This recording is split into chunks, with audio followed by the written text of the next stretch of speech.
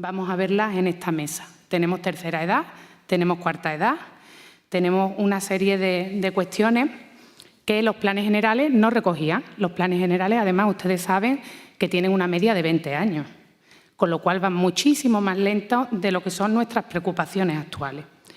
Por eso entendemos que la agenda urbana, la agenda humana, es la agenda que va a poner, es el instrumento más adecuado que va a acelerar estas políticas que a través de los planes generales es bastante difícil de conseguir, ¿no? La ciudad cuidadora, que nos cuide y que nos permite cuidar.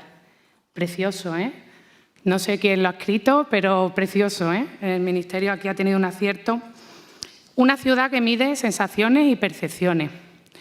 Una ciudad que mide sensaciones y percepciones. Ayer estuvimos en la Alhambra, que era la arquitectura que llama a todos los sentidos, al olfato, al gusto, a la vista, cómo hemos ido perdiendo, ¿no? Porque la ciudad y la salud, la disciplina urbanística, tal y como la conocemos ahora, comienza por una preocupación por la salud. Y precisamente, bueno, cuando hicimos el decreto en Extremadura, para quienes no me conozcan, soy la exdirectora general de Urbanismo y Territorio de Extremadura, pues la exposición de motivos, yo ya lo puse, ¿no? Que la disciplina urbanística como la conocemos fue una preocupación por conseguir condiciones de salubridad para todo ese éxodo de lo rural a la ciudad y que consistía en pensar en ventanas más grandes, iluminación, ventilación, cosas que ahora nos parece que cómo hemos perdido ese punto de vista, ¿no? Eran condiciones higiénicas y sanitarias y además tomábamos más ideas de los médicos y las enfermeras que de la propia disciplina de la arquitectura, ¿no? Los urbanistas. Y bueno, ya voy a pasar a presentar a los ponentes. Haremos una primera ronda en la que nos expongan, porque a veces estamos ajenos, ¿no?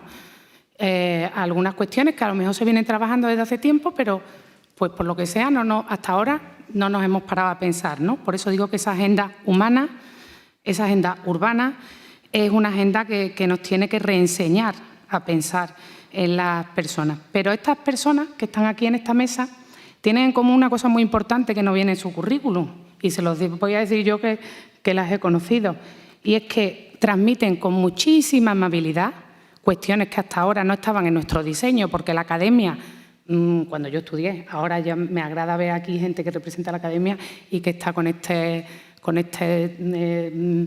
estos estudios que son más pormenorizados, ¿no? Pero que lo transmiten con amabilidad y que además comparten todo lo que van viendo. Y no es tan fácil, ¿no?, que compartamos, porque nos gusta tenerlo y así venderlo. Entonces, para mí es un gran honor, ¿no? Inés Novella es arquitecta urbanista, máster en Igualdad de Oportunidades, investigadora para la Cátedra de UNESCO y Políticas de Género en Ciencia, Tecnología e Innovación, es profesora invitada europea en universidades europeas, americanas, ha sido seleccionada por la Academia RL, fundadora del MAE, responsable del Plan de Igualdad del MISMA y del CAE. Pero de todas estas cuestiones, que pueden ustedes verlas en Internet, yo le voy a destacar también otra, que es que, bueno, gracias a ella y a Inés Sánchez Maradriaga, que trabajamos muchísimo porque se incorporó en la Ley del Suelo de Extremadura la perspectiva de género, pues fuimos reconocidos en la ONU, en el informe cuatrienal de Buenas Prácticas de Agenda Urbana Mundial, Extremadura, el año pasado, en la Asamblea de Naciones Unidas, buenas prácticas por las normas técnicas de género y por las guías de género, porque habíamos incorporado de forma pionera en la ley la perspectiva de género. De forma, yo diría, bastante valiente, no por lo que lo esto, sino porque políticamente, bueno, pues es una apuesta bastante valiente introducirla en la ley. Y a Inés Maradriaga, que no está aquí también, un beso muy grande allá donde esté, que está estupendamente, le hicimos que nos aterrizaran cómo se trasladaba a los planes las políticas de género. No queríamos meter en la ley un informe, oiga, cumpla usted la política de género. Primero, no queríamos que fuera una exposición de motivos, queríamos que fuera algo real y algo incorporado. Queríamos que la gente dibujara con el lápiz de género.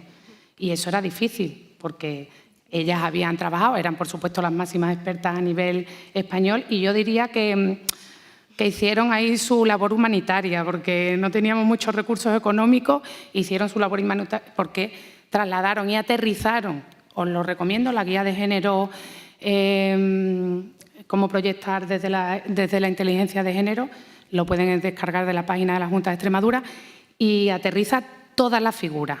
Planes generales, directrices, planes especiales, cómo incorporamos la perspectiva de género y el chequeo de lo que desde la Administración íbamos a comprobar para ver si habían cumplido.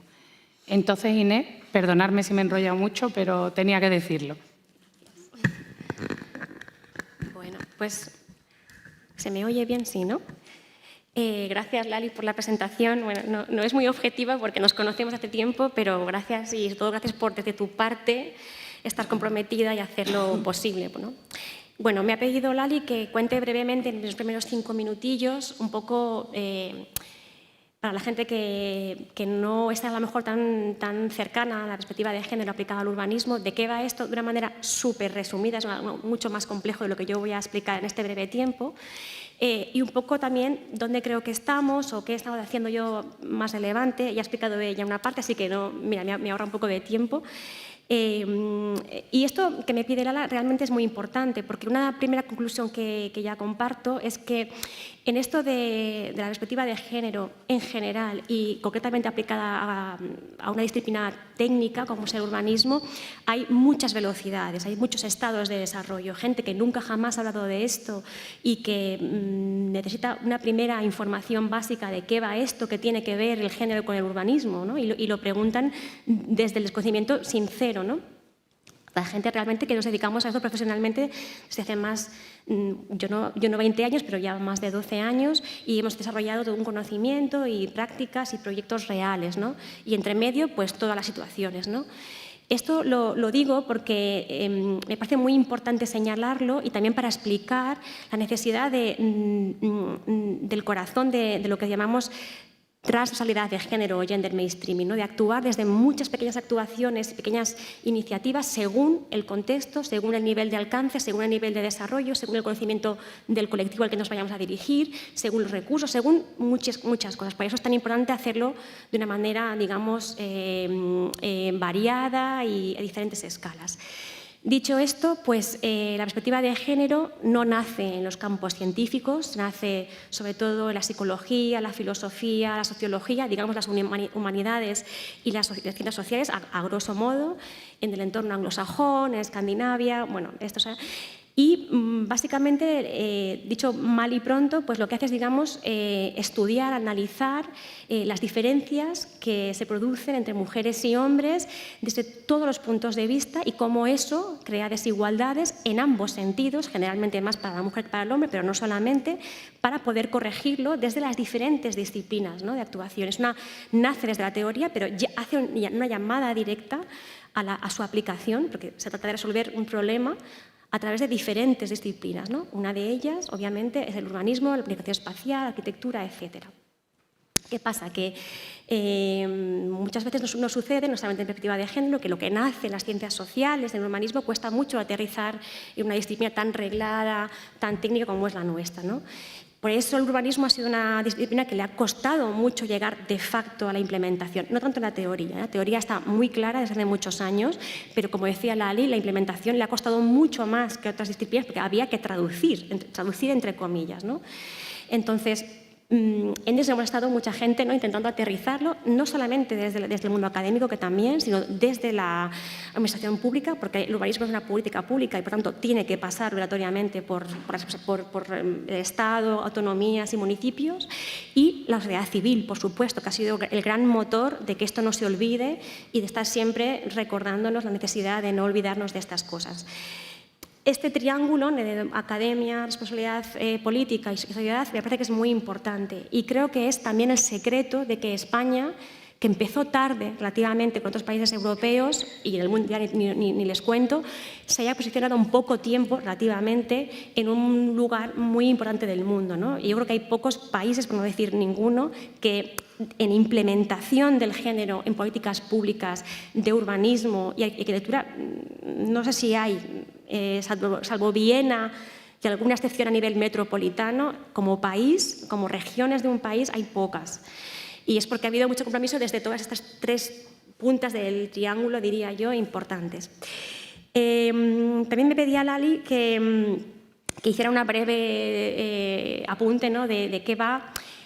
Muy resumido, hay dos grandes ramas, digamos, cuando mezclas género y planificación espacial en toda su diversidad, el urbanismo, la movilidad, la vivienda, todas esas múltiples escalas, perdón, de definición que tienen en nuestros campos. Hay dos grandes ramas que nos salen. La primera es cómo podemos, desde el diseño espacial, mejorar la atención y ponerle el valor que necesitan, todo lo que tiene que ver con los cuidados, es decir, y eso nos lleva también a la conciliación, a la empleabilidad de las mujeres y no solo, también de todos aquellos que tienen doble carga, que también son hombres. Y por otro lado, la segunda rama sería cómo podemos también, desde nuestra disciplina, desde las herramientas del diseño, hacer ciudades, viviendas, territorios más seguros, sobre todo también en lo percibido. Esas dos grandes ramas, que se descomponen luego en mil y una cosas, serían como las dos grandes patas que le salen al género cuando se aplica en nuestros campos. De esto en España tenemos experiencia en todo, afortunadamente, ¿no? Luego sí lo podemos comentar. Y esto es como una introducción, es lo que yo tenía aquí como apuntado, y luego podemos seguir, si queréis, con el debate y con preguntas que tenga la audiencia. Gracias. Bueno. También haré una pregunta luego para poneros en el compromiso. Bueno, agradecer también que, bueno, los que estáis ahí abajo venís, y yo también vengo de los sitios a ver este tipo de congresos y también es de una máxima generosidad, gente que viene de Mallorca, como nuestra próxima ponente, Inés, que viene de Valencia, gente que se viene desde todos los puntos de España y que les decimos, oye, en 7 minutos no sé qué, en 3 minutos no sé cuánto, y es una máxima generosidad que sean capaces de transmitirnos y sintetizarnos y permitirnos conocerlas, ¿no? Entonces, Ana Monmiedro es experta en neuroarquitectura y percepción y es experta en temas que vinculan la arquitectura con la salud. En 2009 se traslada a Helsinki para finalizar los estudios en espacios educativos y fue allí donde empezó a trabajar y lleva trabajando durante más de 10 años sobre la neuroarquitectura. Se forma en neuroarquitectura en la Universidad de Duque y ha publicado un libro, con los jóvenes y con los guapas que ha publicado un libro sobre neuroarquitectura y donde cuelga sus reflexiones e investigaciones. Me parece que es en abierto, ¿puede ser que tienen que dar el libro o no? Ah, vale. Perdona, vale. Es que la verdad que me llamó muchísimo la atención, ¿no? Porque empecé a meterme en tu página y compartías ahí todo, ¿sabes? Y por eso digo que es de una extrema generosidad y bueno, nos gustaría que nos contaras un poco para iluminarnos, ¿no?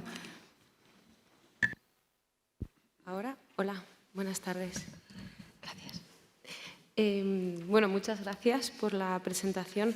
Yo quería compartiros, bueno, he venido con un montón de investigaciones por si alguien luego tiene preguntas, pero os voy a compartir el texto que me abrió más los ojos cuando estaba con la tesis doctoral. Además que lo leo siempre que doy conferencias, entonces es como una especie de ritual mío para meterme en situación. Y dice así. Si entras en la Catedral de Amiens al atardecer mientras un órgano suena y descubres que te da un vuelco el corazón, es porque tu cerebro, no tu corazón, se ha llenado de asombro. Las células de tu cerebro se están regando con una descarga repentina de sangre, elevando tu temperatura, acelerando tu pulso e inundándote de recuerdos. La luz, bañándote a través de las vidrieras, estimula el área V4 de tu corteza visual. La música de Bach está vibrando dentro de la cóclea de tu oído interno y envía señales a la corteza auditiva. Los olores a humedad de los siglos pasados se registran inconscientemente en las neuronas olfativas en el puente de tu nariz. Estás experimentando la arquitectura. Este texto lo escribió Jean-Paul Eberhardt en un artículo que se llama You Need to Know What You Don't Know, o sea, tienes que saber lo que no sabes. Jean-Paul Eberhardt En aquel entonces, en el año 2006, cuando lo publicó, tenía como unos 84, 85 años. Él era arquitecto, se especializó en neurociencia por una serie de cuestiones que le llamaron la atención. Y cuando yo leí este texto, yo ya estaba con la tesis doctoral y dije, wow. O sea, esto es lo que me he tirado yo buscando toda la vida y este hombre ya lo sabe mucho mejor que yo, ¿no?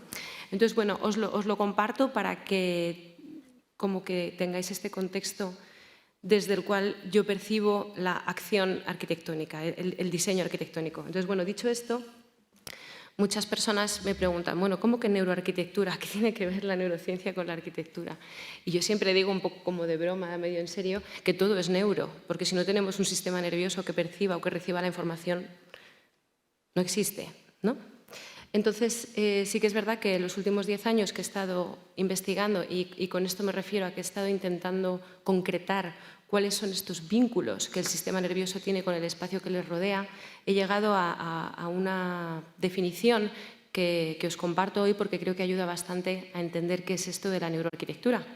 Y resulta que la neuroarquitectura se está transformando en una disciplina que lo que hace es que estudia en profundidad a las personas, estudia sus necesidades fisiológicas, cognitivas y socioemocionales y ofrece soluciones concretas para solucionar y para llegar a este nivel de confort fisiológico, cognitivo y socioemocional que cada persona necesita. Porque cada persona al final es distinta, pero podemos hacer como paquetes de personas, por así decirlo, e intentar cuidar del confort de las personas.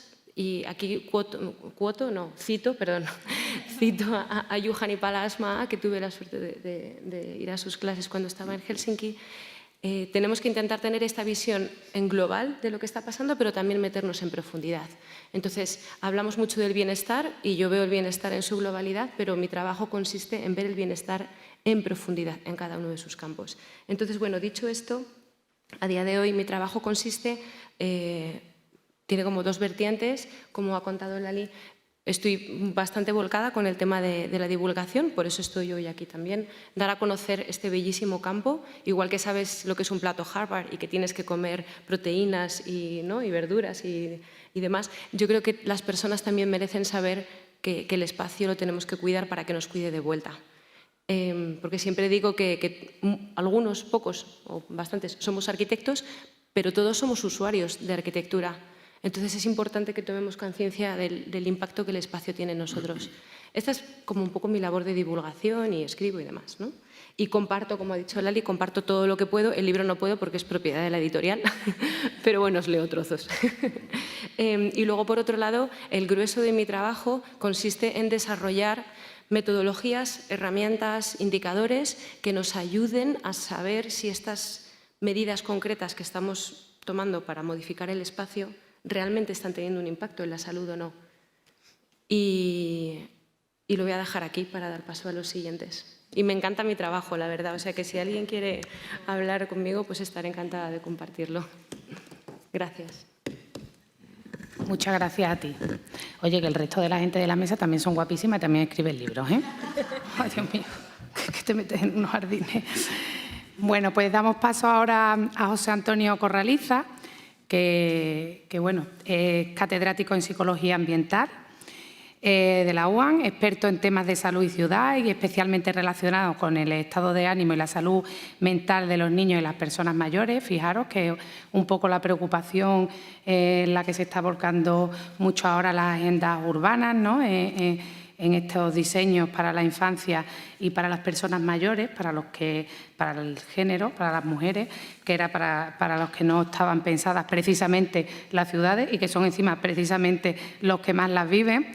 Imparte las asignaturas de Psicología Ambiental y Percepción Ambiental, que es que me ha encantado, vamos, yo es que en la UAM, de verdad, qué bien. Tenéis aquí la cátedra de género, tenéis esto. Y bueno, el análisis psicosocial de la calidad de vida urbana, la adaptación de instrumentos para estudiar las carencias ambientales de las poblaciones adultas e infantiles. Y ha dirigido la tesis, que esto ya me parece más emocionante, Percepción de la belleza en los paisajes urbanos. O sea, que es que ya es inspirador, porque nadie asociaría tantas cosas positivas a algo como el paisaje urbano, que ni siquiera lo asociamos ni con paisaje, el término urbano. También, como Inés, pues ha realizado estancias en universidades de Londres, ¿no? Tiene publicaciones en las revistas más relevantes y yo le doy paso para que nos ilumine a los arquitectos, que muchas veces estamos en nuestro mundo y necesitamos de otras disciplinas que transversalmente, bueno, pues nos iluminen. Muchas gracias, Lali. Se ha olvidado el detalle más importante, que es que yo nací en Extremadura y todavía voy allí con mucha frecuencia. Creo que es el título que con más honra puedo presumir aquí. Sí, yo he dividido mi presentación, que es muy breve, en 4 puntos y este es el primero. Quería poner esta imagen. Me gustaría tener más tiempo y que dijéramos, esta es una imagen de una chica de 12 años que me pasó Acción Educativa, un movimiento de renovación pedagógica, y sería muy interesante que debatiéramos qué veis, qué echáis de menos, como aquel concurso viejo de la tele, qué le falta, qué le sobra, ¿no? Me hace mucho pensar, contemplando esta imagen. Por ejemplo, me hace pensar que no hay calles, no hay gente, y la poca gente que aparecen más como elementos de atrecho de una pista de básquet, de baloncesto. Realmente no hay casas para vivir. Que no sé, parece que han tirado una bomba H, ¿no? Esa bomba que tiraban y dejaba todo. Es un urbanismo de fachada. Es una niña feliz, tiene 12 años y sus padres son... Y ella misma está en un colegio de renovación pedagógica y yo estoy seguro que no tiene ningún problema psicológico notable. Pero esta es la imagen que tiene de Madrid, de una metrópoli vacía. Y claro, yo como psicólogo me digo, ¿qué pensaría ella? Si yo la tuviera delante, le diría, bueno, ¿qué se puede hacer en esta ciudad? ¿Dónde estás tú? Y una pregunta dramática, ¿quién te puede ayudar? Y esta imagen que es dramática, me recuerda mucho el libro de Fernández Alba, La metrópoli vacía, ¿no? Vacía de significado. Sirve para ilustrar en qué consiste el campo donde yo trabajo. Yo trabajo en psicología ambiental, habría muchas maneras de definirla, pero una de ellas es que primero nosotros, con la inestimable ayuda de algunos arquitectos, incluso algunos de ellos o de ellas son buenos o buenas, hacemos las ciudades, las casas, los barrios, las calles, y luego las ciudades, las casas, los barrios, las calles determinan nuestra manera de ser, nos hacen otras personas. Somos los lugares que habitamos. Cuando olvidéis todas las cosas que yo os he contado, no olvidéis esta frase, porque es la frase lapidaria que me sirve para expresar que me siento muy honrado, como somos los lugares que habitamos, yo ahora estoy en este lugar y me siento muy honrado de estar en esta mesa con las brillantes compañeras con las que estoy, ¿no? Y la segunda cosa es que tenemos la idea de que todos nos adaptamos. Seguro que todo el mundo ha tenido la experiencia de vivir en un entorno ruidoso y dice, bueno, uno se acostumbra a todo. Bueno, los psicólogos sabemos que esto no es verdad. Bueno, sabemos que es verdad, pero oculta una gran pregunta. Es verdad, la plasticidad adaptativa de los seres vivos, incluidos los seres humanos, es enorme y de ello nos podría hablar Ana también con más detalle. El problema es que nos adaptamos con qué y con cuántos costes. Y aquí está la pregunta del millón.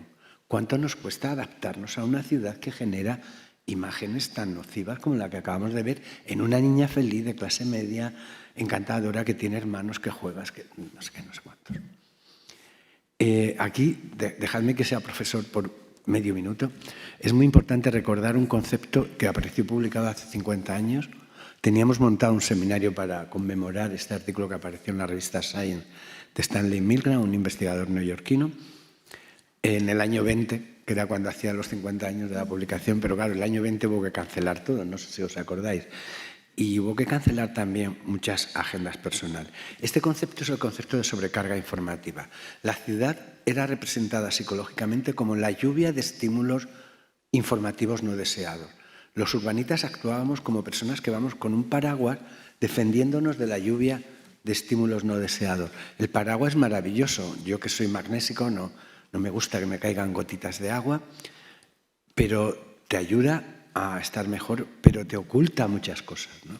Yo he hecho experimentos de campo donde veíamos como en zonas con mucha gente, en Madrid, por ejemplo, en la calle Preciados, con un actor que simulaba un ataque al corazón, no le ayudaba la persona que pasaba por el ojo de la cámara en el puesto 53º. 52 personas habían pasado antes.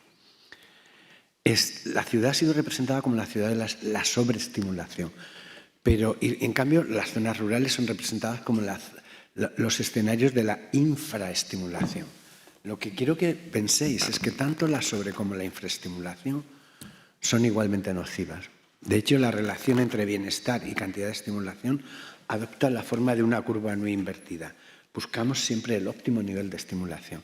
El problema es que en la ciudad y en las zonas rurales estamos transitando desde experiencias extremas de sobrecarga a experiencias extremas de infraestimulación, basado en monotonía estimular.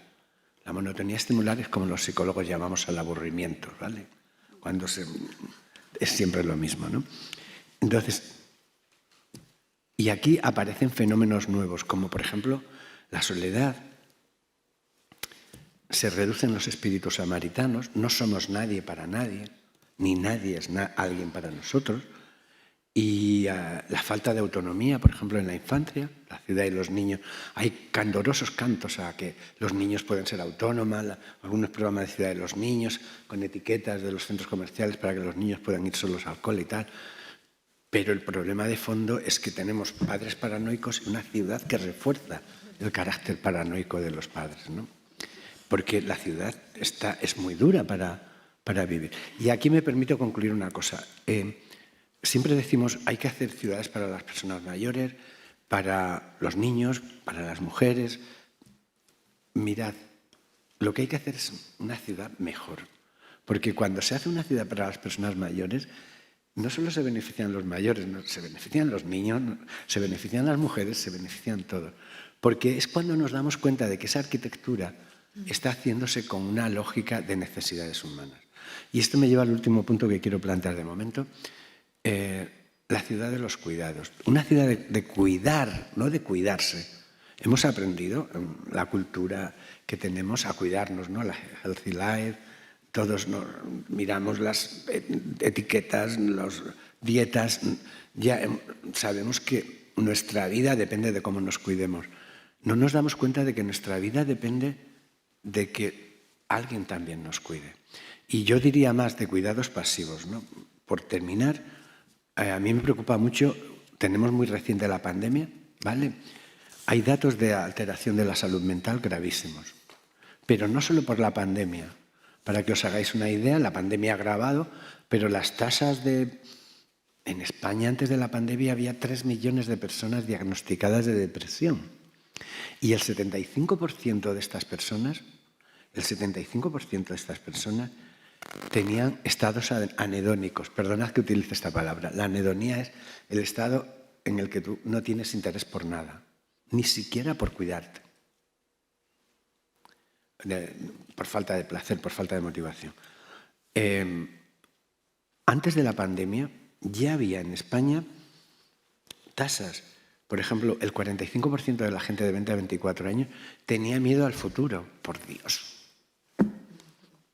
Y a lo mejor estas imágenes que hemos visto, como la de la niña de acción educativa que os decía antes, están a la trastienda, porque igual queremos hacer cosas, pero no encontramos el lugar para hacerlas, ¿no? Lo voy a dejar aquí y luego, si queréis, seguimos discutiendo esto. Pues la verdad es que nos has dejado un montón de titulares, porque en efecto, ¿no? Nos teníamos que preocupar por este urbanismo que se diseñaba para el éxodo de lo rural a las ciudades, para estos crecimientos desorbitados que hubo pues, en torno a las áreas metropolitanas, etcétera, y ha llegado el momento del stop.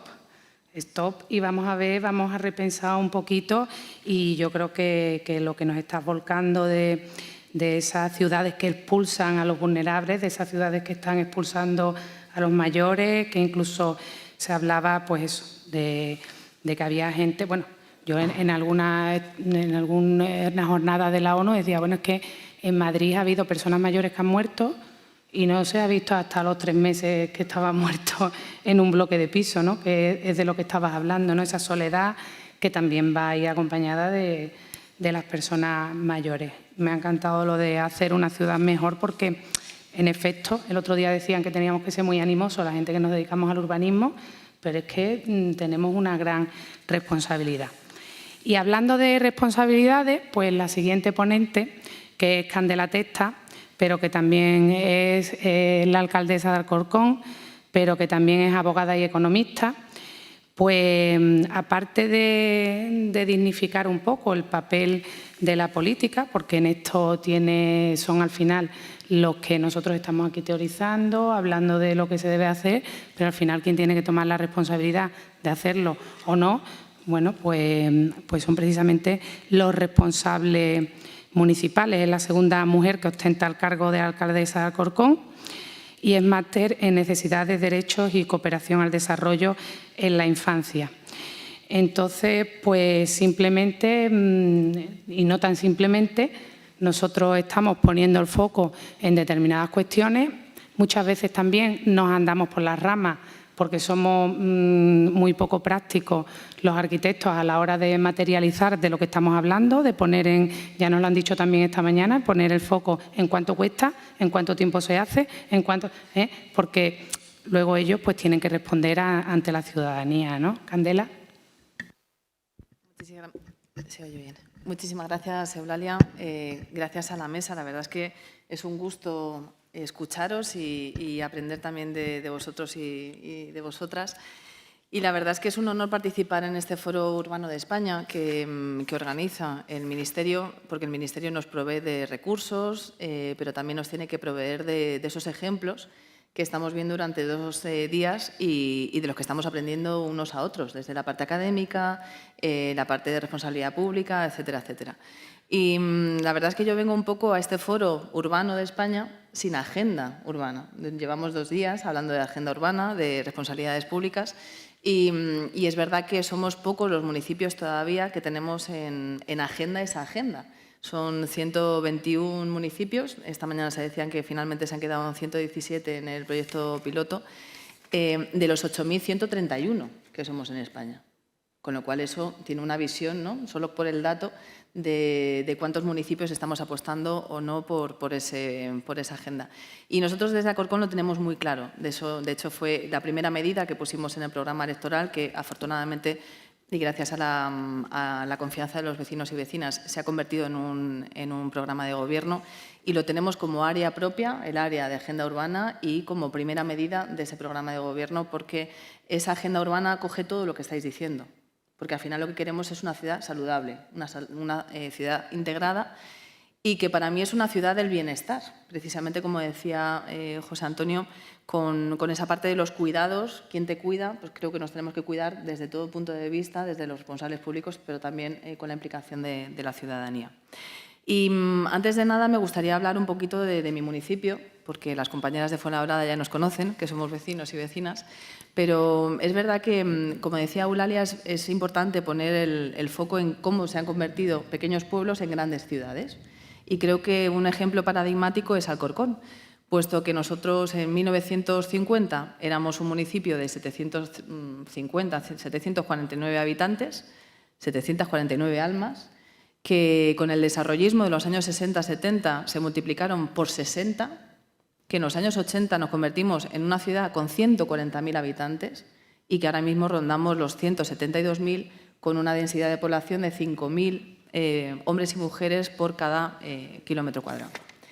Con lo cual, ese desarrollismo de los años 60-70 nos llevó a que, por ejemplo, en nuestro caso, nos convirtiésemos en una ciudad dormitorio. Y una ciudad dormitorio no cuida. Una ciudad dormitorio vas a dormir, pero no vas a tener esos servicios que afortunadamente con el tiempo y gracias a responsables públicos se han ido proveyendo. Ya no necesitamos del agujero negro de Madrid para ir al médico o para ir a la escuela o para ir a la universidad o para el comercio o cuestiones culturales, sino que ya lo podemos hacer en nuestro propio municipio. Pero tenemos, y yo creo que también la pandemia nos ha puesto el foco ahí, tenemos que dar un salto cualitativo en ese sentido. Tenemos que hacer esas ciudades de bienestar que cuiden y que nos hagan mejores. Y creo que estamos en un momento trascendental, absolutamente, en la historia de las ciudades. Creo que tenemos muy claros cuáles son los desafíos y los retos, y durante estas jornadas los hemos estado explicando y exponiendo de una manera muy clara, que son retos que son demográficos, que son retos que son sociales, que son económicos y también medioambientales. Y tenemos las herramientas, tenemos grandísimos académicos y académicas que nos saben decir qué tenemos que hacer. Tenemos, afortunadamente, unos objetivos de desarrollo sostenible que se han puesto encima de la mesa desde hace años y se están trabajando, y España está liderando en este sentido todas esas políticas, pero que tenemos que hacerlas. Y ahora es la parte que nos toca a nosotros, a los responsables públicos, de ponerlas en marcha. Y ponerlas en marcha no es fácil, porque teorizar está muy bien, pero luego tenemos que ejecutar, como decíamos también a nivel práctico, los alcaldes y alcaldesas durante estas jornadas. Y a mí ese espacio que cuida, que decía Ana, me parece fundamental, porque un espacio que cuida es un espacio que hace que estemos bien. Yo quiero esa ciudad del bienestar para mis vecinos y vecinas porque soy vecino y vecina, con lo cual también lo hago de forma egoísta. Me gustaría dar la vuelta atrás dentro de unos años y decir, las políticas que llevamos a cabo durante esos años han servido para que hayamos dado ese salto cualitativo del que hablábamos. Y una ciudad que cuida es una ciudad que provee de empleo, que provee de una vivienda que sea accesible, asequible, que provea de servicios, de cuidados sociales, que tenga respeto por el medio ambiente y, por supuesto, donde interactuamos, porque seguramente vosotros y vosotras que sabéis bastante más a nivel académico en ese sentido, creo que esa parte relacional entre los vecinos y vecinas es fundamental y es algo que cuando tú vas a un pueblo y te dan las buenas tardes cuando te cruzas con alguien, te hace como ilusión. Mira, me ha saludado. Eso normalmente en una gran ciudad no nos pasa, ¿no? A no ser que te conozcas con el vecino y con vecina. Y en ese sentido nosotros tenemos muy claro que lo vamos a poner en marcha, que seremos parte de esos 121 municipios que vamos a tener agenda urbana, pero fundamentalmente lo vamos a hacer no solo con políticas activas o con revisiones de planes, sino que lo vamos a hacer concentrándonos en dos colectivos, que antes decía también José Antonio. Nosotros nos vamos a centrar muchísimo en los mayores y en los niños y niñas, que ha puesto el ejemplo él de cómo es una ciudad como Madrid, una ciudad un poco sin alma, ¿no? Queremos tener ciudades con alma.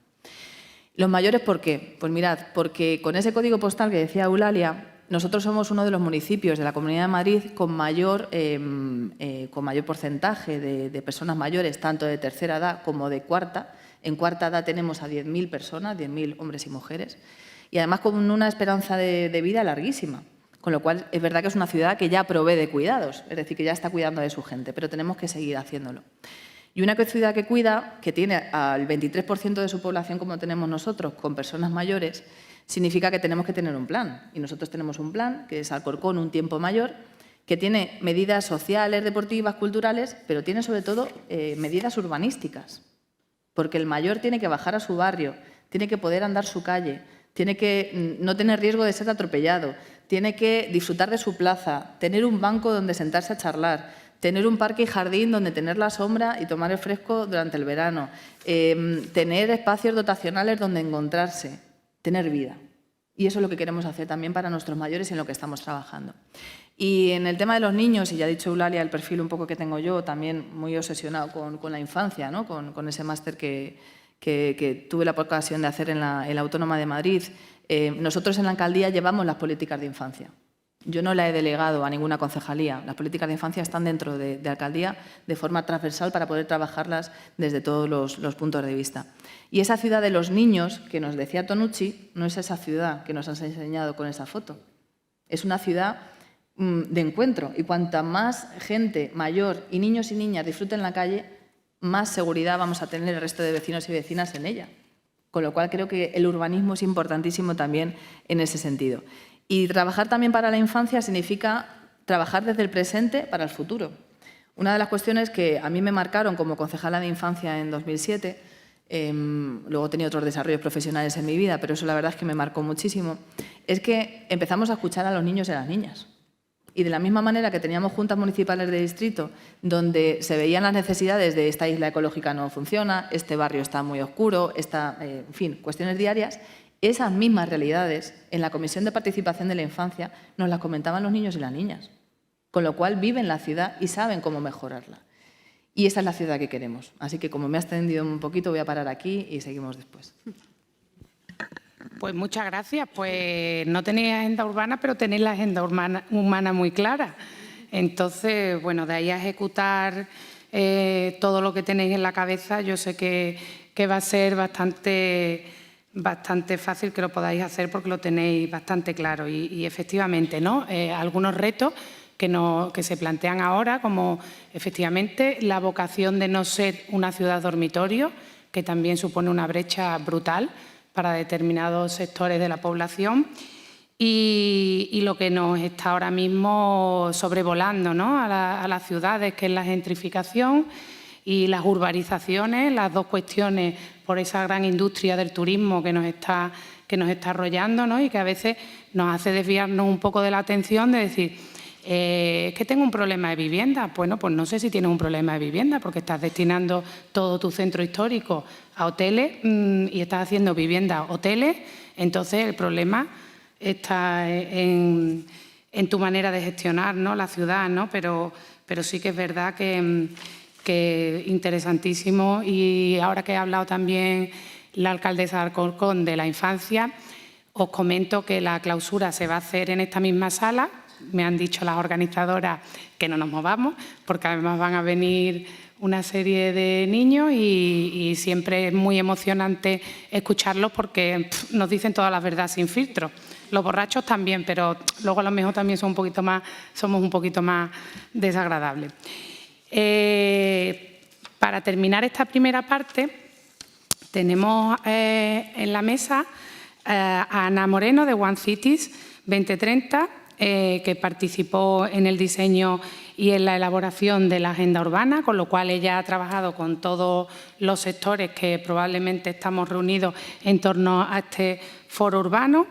Es presidenta de la asociación One Cities 2030, antropóloga urbana y periodista, fundamental, porque a veces es verdad que esta mañana lo decíamos en la mesa con el tema de en la mesa de la New European Bauhaus, ¿no?, que hay veces, incluso con los Objetivos de Desarrollo Sostenible, que nos alejamos de la gente cuando estamos hablando de conceptos que a lo mejor ellos no pueden alcanzar. Entonces,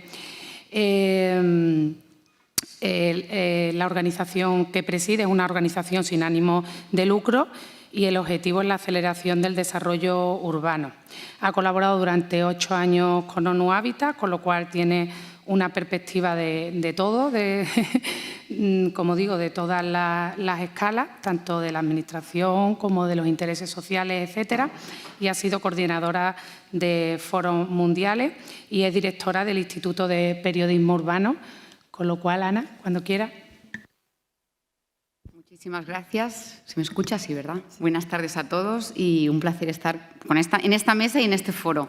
De hecho, hoy es el 7º aniversario de la Agenda Urbana, que se aprobó en Quito, de la que tuve la suerte de ser coordinadora. Bueno, fui coordinadora de Habitat 3 y del proceso preparatorio de la nueva Agenda Urbana, y ya sé que todos tenemos una visión un poco fría frente a estos documentos, pero precisamente el de la Agenda Urbana, no solamente porque lo tengo muy en el corazón, pero yo es que creo que es uno de esos documentos que, si ahora se tuvieran que aprobar, seguramente no podríamos conseguir el consenso que conseguimos en aquel momento. Imagínense lo importante y los conceptos que encontramos en esa agenda urbana para que 7 años más tarde la geopolítica, y no solamente la geopolítica, sino las narrativas, hayan cambiado tanto para que seguramente fuese casi imposible aprobar ese consenso en una agenda que plantea el cuidado de las personas, la perspectiva de género, de edad, en el centro de la agenda. Es más, utiliza el ordenamiento territorial como una de las herramientas para el desarrollo sostenible.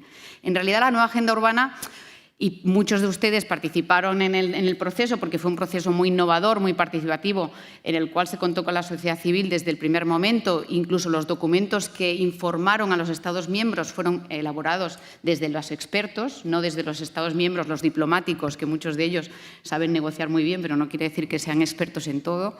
Esa nueva agenda urbana tan participativa tuvo aspectos muy controvertidos, ¿no? Y yo quería, más que nada, antes de ir a todos los otros temas que quería comentar, destacar lo importante que es ese documento. España es líder, lo ha dicho Inés, es líder en implementación de agendas urbanas locales, regionales, territoriales. Lo es por diferentes motivos que podríamos estar y hemos estado 2 días debatiéndolos, o sea que no hace falta, pero yo creo que es muy importante ponerlo sobre la mesa, que somos líderes y es así y es una realidad. Me gustaría comentar 2 cosas más. Una es un caso concreto no español, que así yo evitaba tener problemas, sobre cómo se ha implementado el cuidado en una ordenación territorial después de la nueva agenda urbana y de haberla adoptado. Y es el caso de Bogotá. La alcaldesa de Bogotá, Claudia López, una alcaldesa que, si saben, en Colombia tienen un periodo determinado muy corto porque no pueden presentarse a una reelección, con lo cual tenemos una líder que no sabe que no puede tener un largo plazo de implementación y que lleva a cabo esta ordenación territorial en torno a la ciudad del cuidado. Y lo hace en 2 aspectos. Uno, el cuidado a largo plazo con la gestión del suelo. Bogotá es una ciudad de 8 millones, con 8 millones de habitantes, con una región metropolitana de 10 millones de habitantes, un 30% del suelo informal, una ciudad con muchísimos retos, pero una de las cosas que ellos plantean es no podemos seguir depredando, y además utilicen esta frase o este concepto, depredando el suelo ecológico y el suelo rural que rodea nuestra ciudad. Tenemos que redensificar. Y volveré a este tema de la redensificación más tarde. Redensificar nuestra ciudad, regenerar algunos de los barrios, incrementar la actividad económica, incrementar todo lo que supone esos barrios, sobre todo los que están en un proceso, digamos, decadente. Eso es una primera actuación. Y la segunda, esta ciudad del cuidado, que es un cuidado pensado para todos. Pero, evidentemente, lo hacen para aquellas personas sobre las cuales la carga de los cuidados es mayor. Evidentemente, eso significa para las mujeres y también significa que las mujeres cuidan sobre todo a los niños y a los mayores. Y esa es la realidad.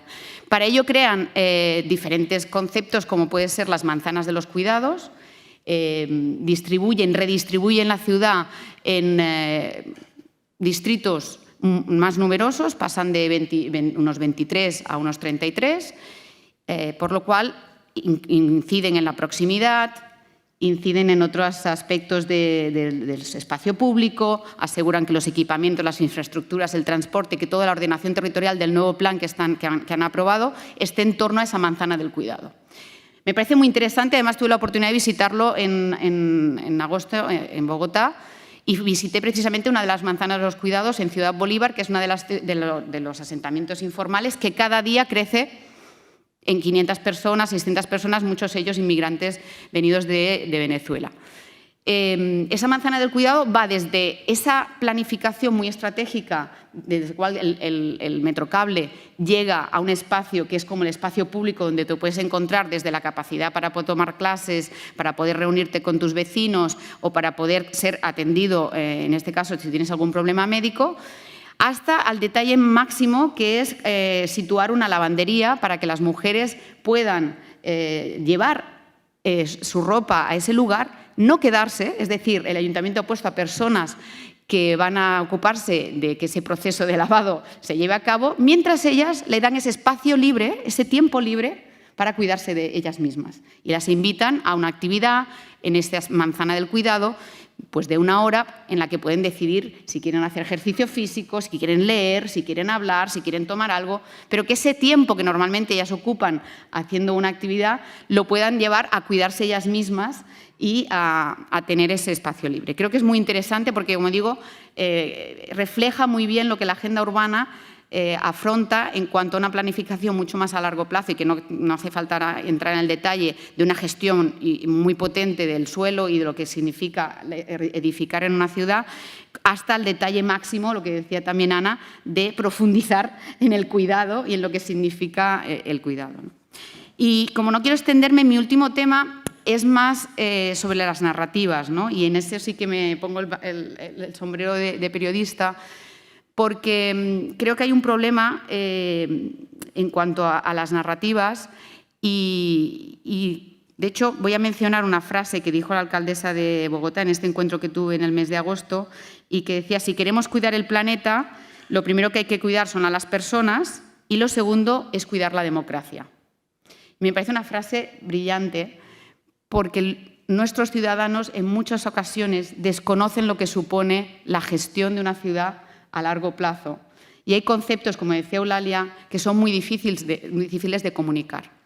Entonces, este Instituto de Periodismo Urbano, independientemente de nosotros, entre otros esfuerzos, la idea es, evidentemente, que haya periodistas que sean capaces de trasladar conceptos complejos o que nos parecen complejos a la ciudadanía, para que esa ciudadanía tome decisiones informadas sobre lo que es mejor para su ciudad, no solamente en el corto plazo, sino en el largo plazo, y que puedan llevar a cabo procesos participativos con esa información. Y cuando yo digo que es importante, y esto seguro que va a ser controvertido, pero no una menor densidad. Por ejemplo, pongamos el concepto de densidad. El concepto de densidad es un concepto que habitualmente se asocia con algo negativo.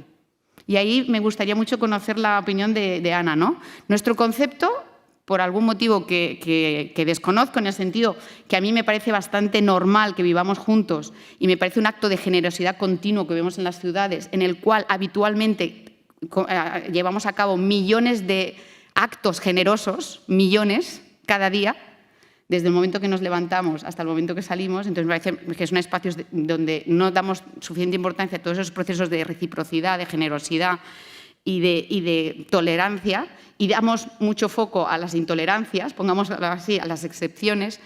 Ese concepto de densidad es negativo, como si la densidad baja fuese igual a calidad de vida, por ejemplo, y no es eso, efectivamente.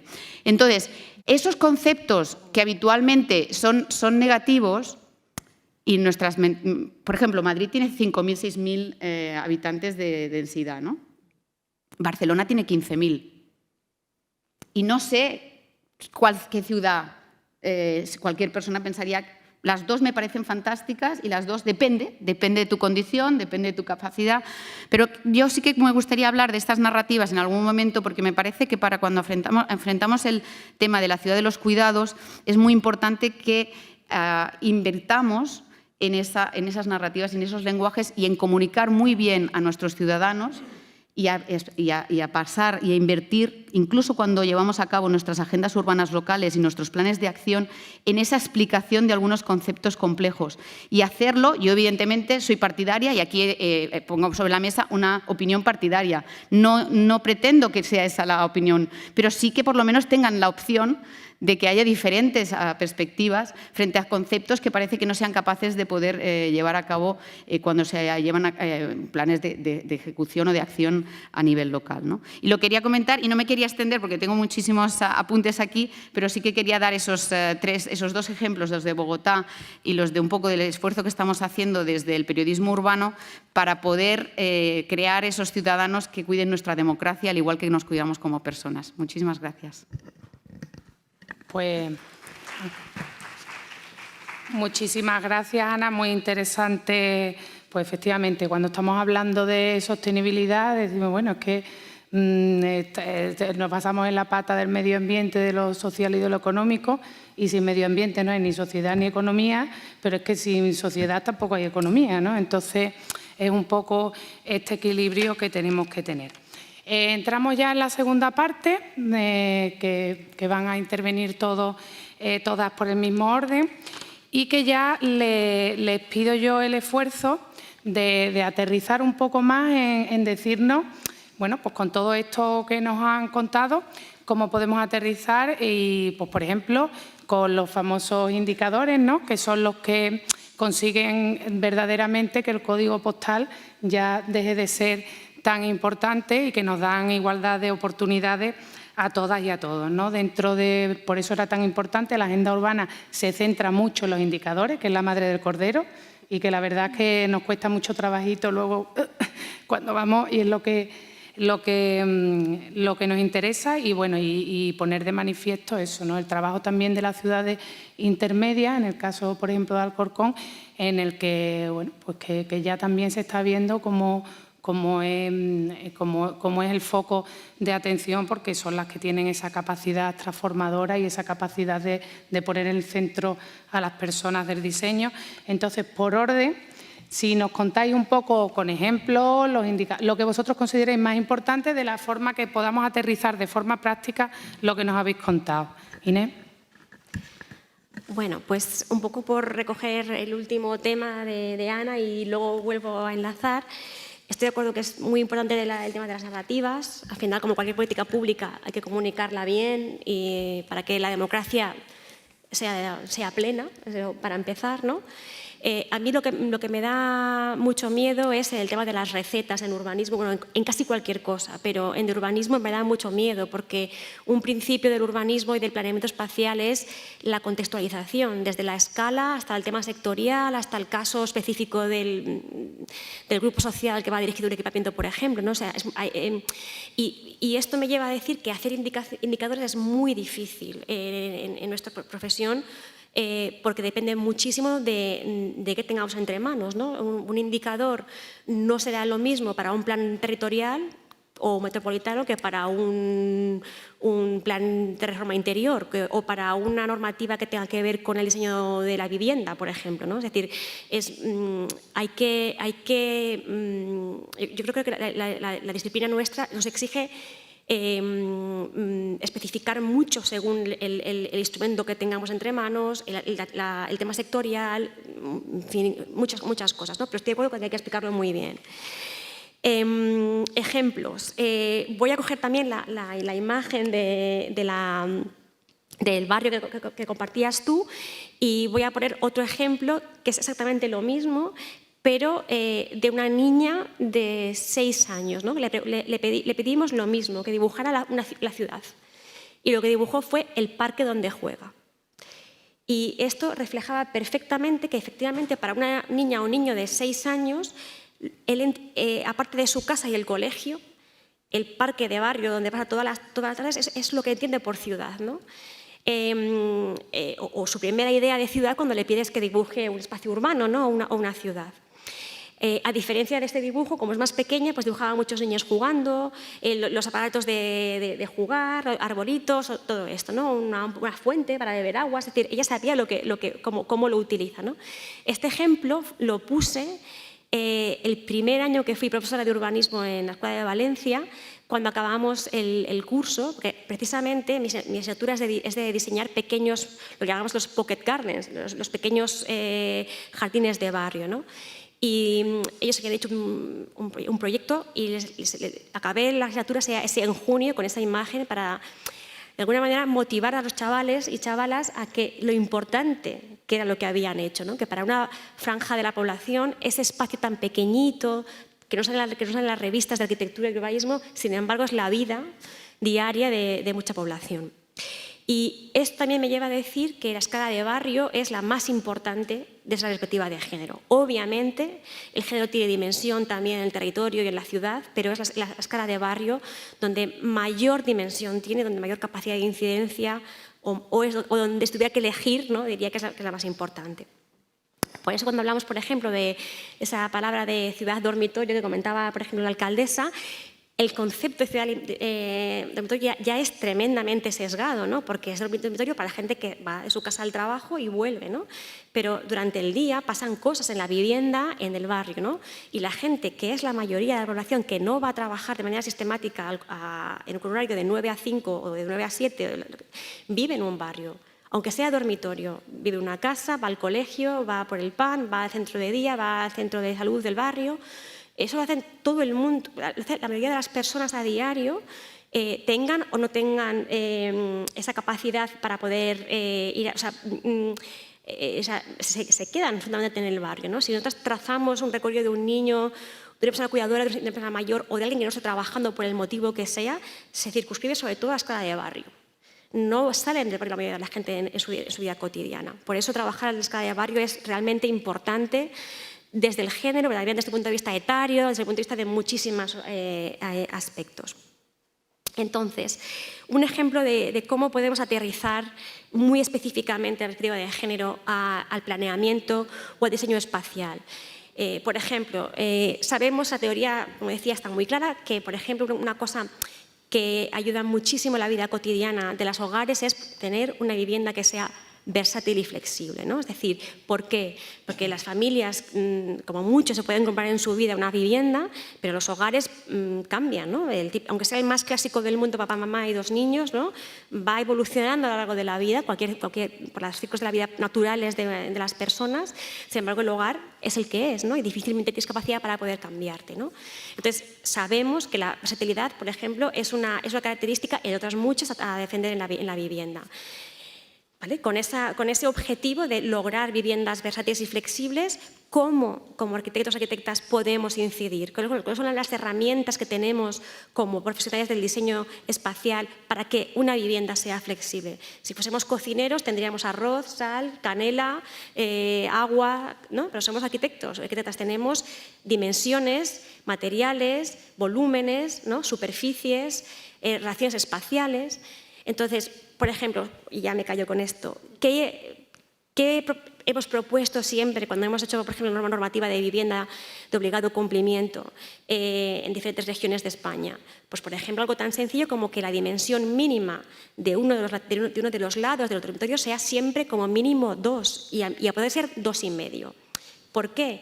Porque automáticamente lo que tengo es una superficie en cualquiera de los lados que me permite colocar la cama de todas las maneras posibles. Es una cosa súper tonta, súper sencilla, pero que automáticamente explota la capacidad de flexibilidad de la vivienda.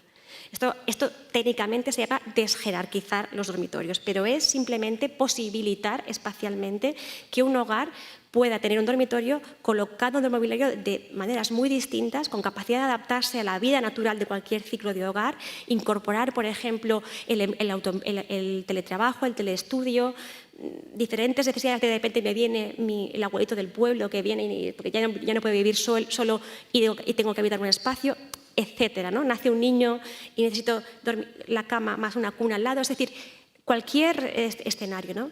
Este ejemplo de los 2,5 metros o 2 metros, idealmente 2,5, me vale para explicar eso, ¿no? Cómo podemos llegar a definir con esta profesión ese tipo de cuestiones, ¿no?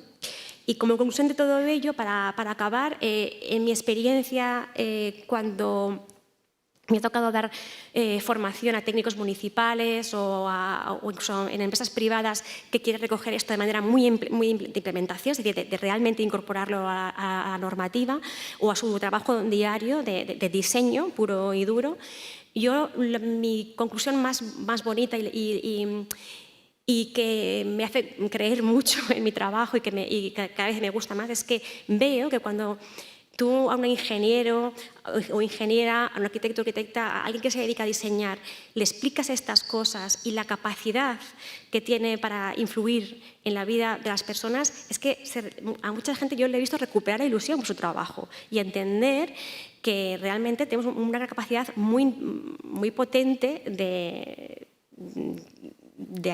hacer la vida mejor a las personas, que se dice pronto, pero es muy importante. Así que nada, yo os animo a incorporar el género en vuestro trabajo.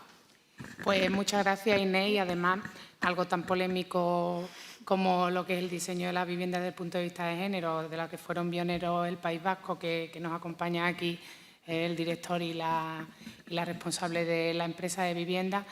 A continuación, Ana, os pido un poquitito de brevedad para que luego ellos, sé que es un poquito molesto. No, sé que tú has hablado un poquito menos antes, lo tengo yo todo controlado. Pero sé que es muy molesto decir esto, pero me tocaba a mí decirlo. Entonces, os pido un poquito de brevedad. Gracias. Vale, pues bueno, no voy a ser tan breve de daros una lista de indicadores, pero una pequeña reflexión. Cuando las personas que nos dedicamos a la investigación y a buscar papers y demás, fijaos que la inmensa mayoría estudian la enfermedad, relación del espacio con el estrés, ¿no? Como el malestar, ¿no? y la diabetes y los infartos que hay. Y yo siempre digo, ¿por qué no se estudia el bienestar? O sea, ¿por qué no estudiamos lo que sí funciona, lo que sí está bien, ¿no? Entonces, bueno, aquí podría, lo dejo aquí. Yo estoy especializada en arquitectura educativa, entonces me dedico a esto, ¿no? Nos dan un montón de datos que usamos de neurotecnología y entrevistas y tal y cual, y entonces algunos de los indicadores, para ponernos un ejemplo, en las aulas, en un instituto en Girona, el indicador que más luz me arrojó, bueno, hubo 2 indicadores que me arrojaron muchísima luz en la investigación, y el primero fue el tiempo que los estudiantes se miraban a los ojos, cara a cara. Y este indicador yo no lo obtuve de los datos y de las entrevistas que tomábamos, sino de mi propia observación en el aula. Y yo dije, una cosa, es que aquí el gran problema que tenemos de comportamiento de los estudiantes es que no se conocen, es que no se miran a la cara. Entonces aquí un poco es un tema que ya ha salido, aunque tengamos, y ahora os voy a nombrar algunos indicadores un poco más generales, hay que mirar cada caso con todo el cariño del mundo hacia las personas que están utilizando el espacio, porque realmente ahí es donde está el valor. Entonces, claro, lo contaba ahora mismo Inés, no podemos sacar recetas, no podemos decir, os traemos los 25 indicadores mágicos, no, os podemos dar guías, pero al final es el estar ahí lo que te va a hacer saber qué indicador te va, ¿no?, a enseñar. Vale. Entonces, puesto esto, yo ahora os contaré un poco sobre los indicadores. Hay una última cosa, quizá porque vengo de familia de farmacéuticos y soy la única arquitecta rara, y entonces al final como que soy un poco farmacéutica también, ¿no?, a través del espacio. Y muchas veces los indicadores los buscamos en cosas del entorno. Yo misma voy midiendo los decibelios de los sitios que visito y, ¿no?, me interesa la humedad, la temperatura, todo esto. Pero realmente a lo mejor un indicador sería ver qué tipo de fármacos se consumen. Porque esto nos está arrojando, claro, esto es un indicador, ¿no? Claro, me refiero, mira a ver cómo es la población que tienes y a lo mejor el indicador no está tan físicamente presente en el espacio, sino en las actividades que estas personas hacen. O cuántas personas van al cine, ¿no? O sea, por eso digo lo de mirar el espacio desde la salud y desde el bienestar. ¿Bienestar qué quiere decir? Quiere decir que pasas tiempo con tus hijos, que tienes hobbies, que, ¿no?, que el life-work balance, este famoso que se dice en inglés, ¿no?, es sano. Bueno, pues de ahí yo creo que ahí tiraría del hilo y saldrían bastantes cosas. Y luego, bueno, hay una investigación muy interesante que se publicó este año. Y claro, han sacado un montón de indicadores y además los han ilustrado gráficamente. Si luego alguien quiere os lo enseño, ¿no? Y fijaos, ellos hablan de la calidad del aire, del nivel de verdor que hay, de dónde están los espacios verdes, cómo pueden llegar a pie a estos espacios verdes, cómo es el transporte público, por dónde pasa, qué pasa con la comida, ¿no?, dónde se vende comida, qué tipo de comida se vende, qué densidad hay de restaurantes de comida rápida, dónde están localizados, la caminabilidad, el uso de la tierra, ¿no?, bueno, del land, del suelo, qué pasa con las cualidades del aire interior, bueno, entonces incluso la forma de los edificios, ¿no? Y hacen mapas, esto se ha hecho en la ciudad de Bradford, en Reino Unido, que me parece que es un ejemplo interesante porque es una vía de arranque, pero si yo pudiera, obligaría a que todas las ciudades tuvieran esto, porque es una manera de, gráficamente, en un vistazo, poder ver cuáles son las zonas que necesitan más apoyo en un tema o en otro tema, porque no podemos actuar por igual en todo el tejido urbano. Entonces, bueno, creo que este tipo de herramientas nos ayudan a poder ver, como estamos diciendo, ¿no?, tanto lo global como lo particular y compartirlo con los habitantes para que vean, oye, mira, os estamos cuidando a través del espacio y la manera que tenemos de cuidaros es hacer este tipo de estudios para que veáis dónde vais a vivir y también, ¿no?, que haya una retroalimentación y luego de ahí sacar los indicadores, que yo creo que es algo fundamental, por eso también es un tema, porque claro, tú ejecutas acciones, pero ¿cómo sabemos si estas acciones están teniendo un impacto negativo, positivo? ¿Cómo sé que repito? ¿Cómo sé que desecho? Porque es fundamental cometer errores para saber qué es lo que no vas a volver a hacer. Entonces, creo que no me he dejado nada, espero haber sido escueta. Perfecto. Muchísimas gracias, José Antonio. Bueno, yo estoy completamente de acuerdo con lo que ha dicho Ana y con lo que habéis dicho antes, ¿no? Y estaba mirando por encima de tu hombro los gráficos y creo que son muy interesantes realmente, pero no sé si estás de acuerdo o no, creo que es un punto de partida, no es un punto de llegada. O sea, creo que al final tenemos que analizar el comportamiento del bichito, del bichito, dicho sea con el buen sentido, de la bichita. Y esto es lo que a mí me preocupa. Y yo ahora, después de escuchar, de verdad, es verdad lo que decía el filósofo decimonónico, que un profesor disfruta mucho más cuando aprende que cuando lo enseña, ¿no? Porque siempre cuando lo enseña dice, oh, qué petardo soy, ¿no? Pero cuando lo estoy, disfruta mucho escuchándoos, ¿no? aunque no esté de acuerdo con algunas cosas. La primera cosa en la que yo creo que hay que insistir, de verdad que lo ha comentado esta mañana Elena Pita en esta misma sala y que yo he escuchado muy pocas voces, es en la renaturalización. ¿El micrófono? ¿El qué? El móvil. Ah, es que es mi reloj, por eso lo tenía puesto ahí. La renaturalización. Es verdad que esto podemos entender que la renaturalización es fruto de una moda o es una manera de adornar, como las viejas maquetas de los arquitectos cuando hacían maquetas que ponían esos arbolitos estereotipados ahí, ¿no? Y tal, ¿no? Y no os podéis imaginar lo importante que es poder demostrar que es una necesidad del sistema nervioso. Uno de los artículos que más me ha impresionado salió, me parece, en mayo del año pasado. Bueno, yo lo conocía de antes porque estaba en el repositorio de una revista de epidemiología. Era un artículo internacional que se titulaba Más verde, menos soledad. Analizaba 8 ciudades del mundo y mostraba, me llamó la atención porque el título tiene un cierto enganche, ¿no? Pero la conclusión más importante era que las personas que en un radio de 1.600 metros, de una milla respecto a su casa, tenían más verde, tenían un 40% menos de probabilidad de sentirse solos. Y uno dice, Dios mío, puede haber algún laboratorio que diga, voy a inventar una naturalina, se lo doy a las personas y le ahorro los árboles, ¿no? ¿Por qué es esto? Y es lo que yo quiero que veamos. Y esto lo vinculo mucho con los estudios que hemos hecho con niños, ¿no? Por ejemplo, en la infancia nosotros hemos visto, perdonad que os hable un poco de estadística, que analizando la naturaleza cercana, lo que al profesor José Fariña le llama decir naturaleza de proximidad, que antes ha mencionado Ana, uno de los elementos son los pocket gardens que ya mencionaba, ¿no? La conclusión de este estudio, después de analizar, aplicarles escalas de estrés percibido en los niños, etcétera, y de evaluar el nivel de naturaleza cercana, por ejemplo, a través de 24 indicadores, por ejemplo, si pueden llegar a un parque en menos de 10 minutos, de 10 a 20 minutos, etcétera, etcétera, ¿no? La conclusión era que la relación que había, la correlación estadística, ¿os acordáis de la correlación estadística? Es un parámetro que va de +1 a -1, ¿no? Cuanto más se aproxima a -1 es que se repelen las variables, cuanto más se aproxima a +1 es que varían a la vez. Pues la correlación era de -0.74. Es decir, a mayor nivel de naturaleza cercana, menor nivel de estrés percibido por los niños y niñas. Estoy hablando de una muestra muy importante. Esto quiere decir que si yo planto árboles o hago jardines, tal, el niño no sufre si su abuelo fallece o si sus padres se pelean mucho, si es objeto de bullying. No, claro que no.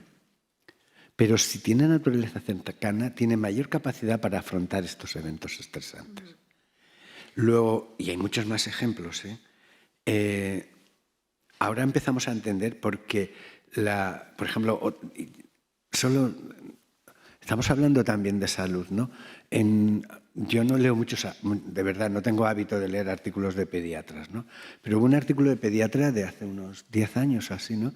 Que me llamó mucho la atención porque la primera frase era de unos pediatras norteamericanos que empezaba con la frase de es posible que estemos ante una generación de niños y niñas que tengan una esperanza de vida inferior a la de sus padres. Dije, jope, ¿cómo se dan importancia a los pediatras? Pensé yo, ¿no?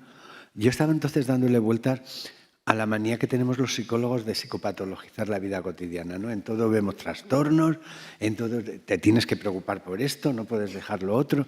Y estaba muy fascinado por un concepto de Richard Lowe, que seguro que muchos de vosotros conocéis, que es el de trastorno por déficit de naturaleza, ¿no? Yo me negaba a utilizarlo porque yo decía, joder, es que va a haber un laboratorio que invente una pastilla de parquinina o algo así que le den la naturaleza en pastilla o una naturalina, como decía antes, ¿no? Pero este artículo me enganchó mucho porque decía que habría rápidamente 4 grandes problemas de salud infantil.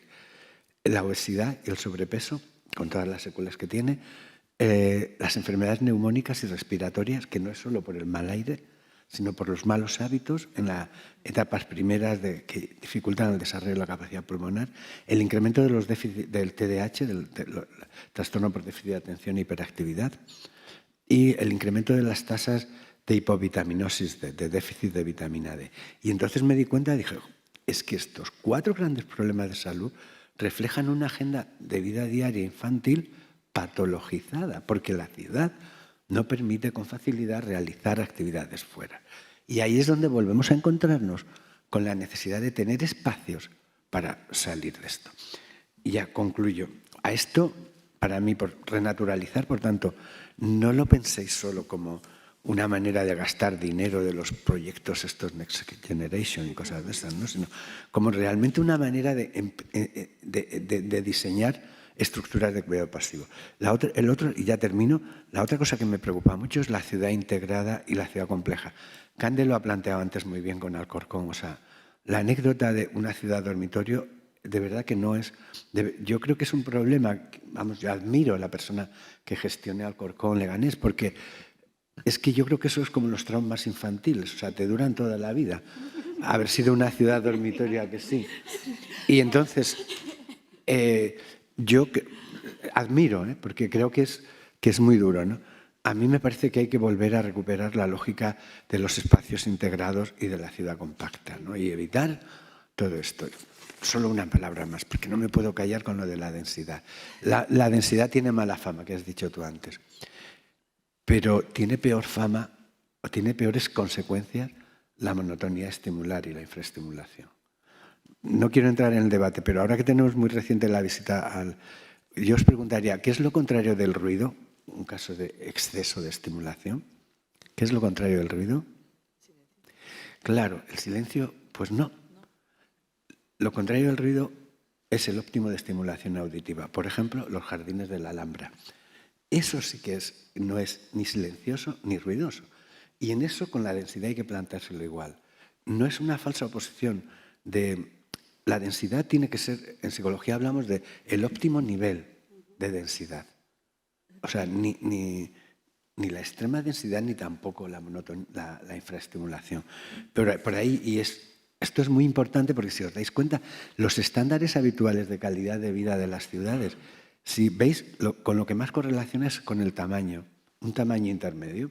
No quiero mencionar las ciudades. El tamaño intermedio, que no es ni muy grande, pero tampoco es diminuto.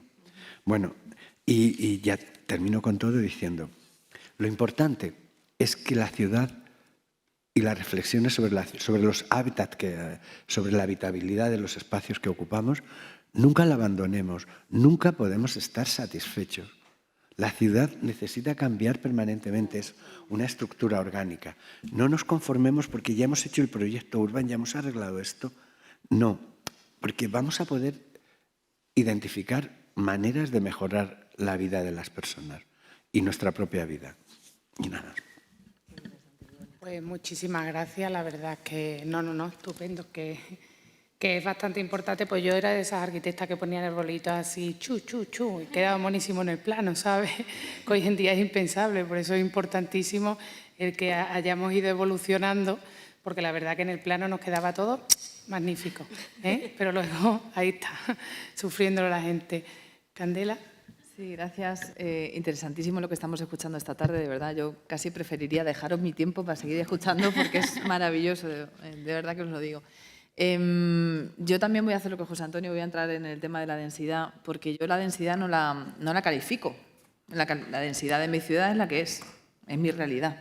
Lo que yo quiero calificar, o más bien cualificar, es la vida de mis vecinos y mis vecinas. Que sean igual de felices en una ciudad que tenga una densidad de 1.000 habitantes por kilómetro cuadrado, que 15.000, que 14.000, pero que el indicador sea pues, ese término de bienestar, ¿no? de eso que estamos buscando. Y en relación con lo que decía Ana, es verdad que todos esos indicadores yo creo que son muy, muy importantes, porque primero son los mismos que podemos aplicar en Fuenlabrada, en Alcorcón, en Malagón, en cualquier municipio y pueblo de España. Pero sobre todo esos indicadores nos tienen que servir para tomar las mejores decisiones y al final ir al objetivo final, que es esa ciudad del bienestar. Con lo cual yo al final, como soy también muy estructurada mentalmente, prefiero hacerme catálogos pequeños. Y para mí, la ciudad que yo quiero para mis vecinos y mis vecinas, con ellos y con ellas, no lo vamos a hacer evidentemente solo porque no podemos ni debemos, es una ciudad que tenga ese bienestar, o para que tenga ese bienestar tiene que ser una ciudad medioambientalmente respetuosa, ¿no? Como dice José Antonio, que tengamos zonas verdes, que podamos respirar aire limpio, es decir, que esa sostenibilidad esté en el eje de todas las políticas. Pero otra función muy importante es llegar a una ciudad que tenga esa inclusión social donde no nos falte nada. Es decir, tengamos todas las necesidades básicas muy cubiertas y ahí tenemos que estar dando el do de pecho a los servicios públicos. Por supuesto, también una ciudad que sea activa, que nos activemos. Yo siempre digo que la gente de Alcorcón es muy inquieta porque va al cine, al teatro, al deporte. Es decir, que una ciudad que provea de todos esos espacios donde somos felices, independientemente de luego nuestras obligaciones que tenemos cada uno de nosotros. Pero creo que esa parte de ciudad activa es muy, muy importante. Una ciudad que también sea innovadora en la adaptación a los cambios, a todos esos retos que tenemos encima de la mesa y que además se aproveche de toda esa innovación para tomar esas decisiones. Estos días hemos estado hablando de la inteligencia artificial y cómo nos da datos muy puros para ver hacia dónde tenemos que ir y además si estamos también haciendo bien las cosas.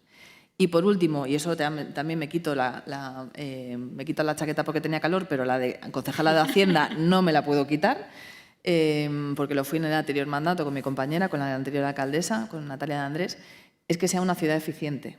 Y para que sea una ciudad eficiente, al final los vecinos y vecinas con muchísimo esfuerzo damos nuestros impuestos para que se empleen los mejores servicios públicos y tengan el mejor de los retornos. Y sobre todo que sean también sostenibles en el tiempo, que no dejemos deudas futuras en las espaldas y en los hombros de las generaciones futuras. Y por último, y eso no lo quiero dejar de expresar, necesitamos muchas mesas. Mesas en las que nos juntemos personas que estemos con diferentes responsabilidades. Responsabilidades políticas, por supuesto, que toman esas decisiones y implementan y ejecutan lo decidido, pero sobre todo que tengamos mesas donde nos escuchemos, donde debatamos, donde tomemos entre todos y todas las decisiones, sindicatos, empresarios, colectivos, asociaciones, vecinos, vecinas, los poderes públicos y sobre todo que actuemos conjuntamente, porque no vale de nada que yo tenga muy buenas intenciones como alcaldesa en este mandato 4 años si no nos acompañamos de todos los actores principales que estamos ejecutando esa vida en la ciudad durante los 365 días del año. Con lo cual, yo creo que esa parte de alianza que tiene la agenda urbana es fundamental. Pues sí, totalmente de acuerdo. Ana. Voy a entrar directa a la densidad y después vuelvo a indicadores y acabo con objetivos. No, yo precisamente me dedico a eso, a aflorar esos conceptos que están en todos los proyectos y nadie quiere hablar de cosas de este tipo, además y yo creo que es muy importante que lo debatamos. Todos sabemos que al final el proyecto está muy bonito y tal, pero después hay que rascar, hay que pactar, hay un suelo, hay unos intereses, y entonces yo creo que es interesante que afloren estos temas, ¿no? Y la densidad es uno de ellos, de los que evidentemente yo conozco la realidad de muchas partes del mundo y España tiene a lo mejor otras perspectivas, ¿no? Pero yo creo que sí que hay un adjetivo a la densidad. Puede ser buena o mala, dependiendo de los contextos, por supuesto. Yo ya doy por supuesto que todos asumimos que vamos a analizar el contexto y que vamos a intentar lo mejor para nuestros ciudadanos. Eso no quiere decir que tomes buenas decisiones a veces, pero sí, desde mi punto de vista, y como decía ahora, soy partidaria en el sentido de que estoy muy convencida de que sí que hay buenas densidades y malas densidades. Igual que creo que hay mal urbanismo y buen urbanismo, mala arquitectura y buena arquitectura.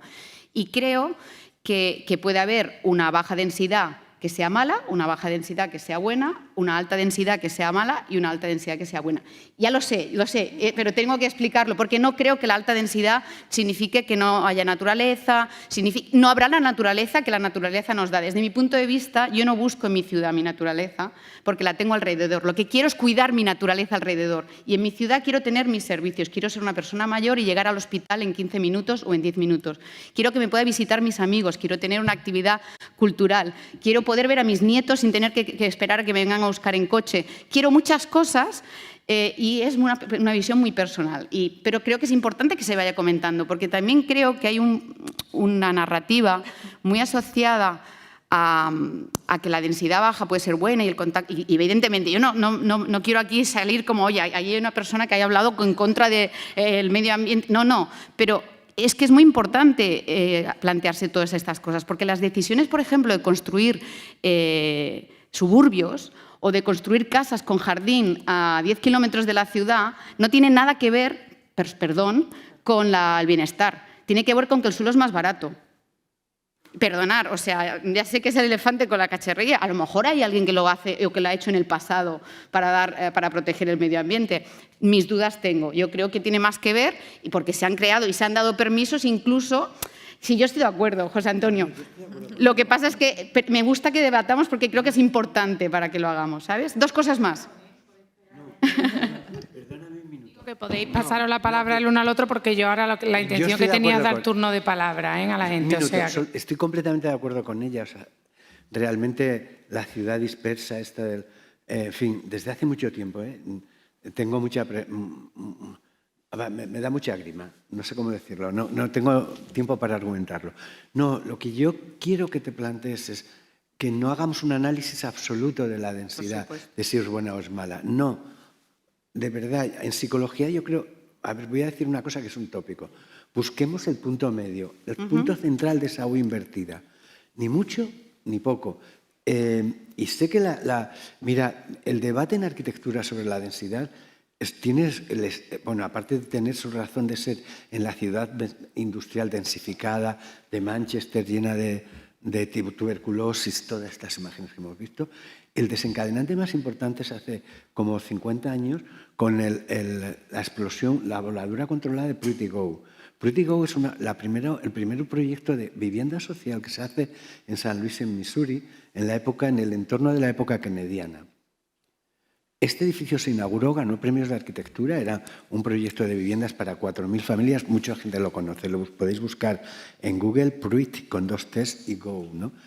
Y este proyecto se inaugura en 1958, 1957 aproximadamente. En el año 73 hay que proceder a la voladura controlada de las 4.000 y pico viviendas que se habían hecho. La razón más importante era la alta densidad, pero era mucho más que eso. Y lo que yo quiero es que veamos, o sea, no sé si recordáis cómo es el proyecto era de manzana ancha y tal, miradlo, ¿no? Porque es interesante. 13 años, voladura controlada. La causa, la densidad. Bueno, hay más causas. Sí, estoy totalmente de acuerdo, pero yo también puedo encontrar ejemplos que van a favor de la densidad. El segundo aspecto que yo quería hablar precisamente es que lamentablemente la densidad o las decisiones, ser bueno o malo, también tienes que tener flexibilidad. Y es decir, lamentablemente o no, los arquitectos o los urbanistas, al final, yo creo que una de las cosas más importantes que también se ha hablado aquí es la gobernanza y la regulación. Sí. Porque esta es la que nos va a dar la flexibilidad para seguir creciendo. Y esto es el último punto que yo quería hablar de los indicadores. Es decir, mi obsesión personal no es solamente lo que está sucediendo en la ciudad ahora, sino que las personas que tienen la capacidad de tomar decisiones actualmente no perpetúen modelos que nos van a hipotecar por los próximos años. Cuando yo hablo de densidad, no estoy hablando del presente, evidentemente hay que buscar, sino el problema es qué modelos estamos perpetuando y qué cosas no nos estamos planteando para cambiar esos modelos. Y las regulaciones, efectivamente, son súper importantes, ¿no? Las regulaciones, es decir, indicadores, pues indicadores de ciudad compacta, indicadores de intergeneracionalidad, indicadores de espacio público, indicadores... Todos conocemos esos indicadores, podemos ser más o menos creativos y afortunadamente cada vez tenemos más personas que investigan y que nos aportan sus visiones que nos permiten enriquecer esa capacidad de indicar si estamos en una ciudad saludable o no. Pero ¿cuántos están planteando con la información? Evidentemente tú te equivocas, tomas decisiones ahora, ¿no? Que esas regulaciones sobre todo, porque las regulaciones son las que son más difíciles de cambiar, no solamente los planes, esas regulaciones no perpetúen.